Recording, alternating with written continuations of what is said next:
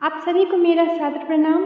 मैथिली में एक नचारी गा रही हूँ शिव जी का, तो प्लीज़ सुनिए। अच्छा लगे तो लाइक कीजिए एंड और भी गाने सुनना चाहते हैं आप तो मेरे चैनल को सब्सक्राइब कीजिए। Thank you. कोना मोह सी बजोगी, कोना मोह सी बजोगी, लौनी फूल बाड़िया से कोना मुहे ना, शिव जोगिरा चील के बाड़िया से कोना मुहे ना, शिव जोगिरा चील के बाड़िया से कोना मुहे ना।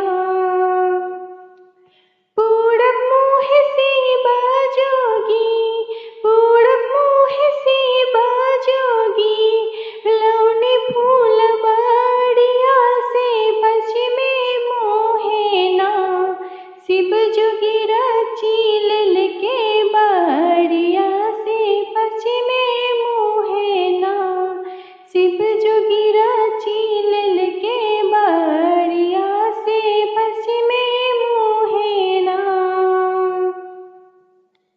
घर सा बहार भेली, घर सा बहार भेली, गौड़ा सुहागिन से चल रे भेली ना, गौड़ा शिवा फूल बाड़िया से चल रे भेली ना, गौड़ा शिवा फूल बाड़िया से चल रे भेली ना। बड़े बड़े फूल बागौड़ा, बड़े बड़े फूल बागौड़ा, लाई हर पठाबली से छोटे छोटे ना, गौड़ा शिवा पर चढ़ा बलि से छोटे छोटे ना, गौड़ा शिवा पर चढ़ा बलि से छोटे छोटे ना। एहन अनादर शिवा, एहन अनादर शिवा, सहहो न पाबले की चल रे भेलन ना, शिवा मालिन फूल बाड़िया से चल रे भेलन ना, शिवा मालिन फूल बाड़िया से चल रे भेलन ना।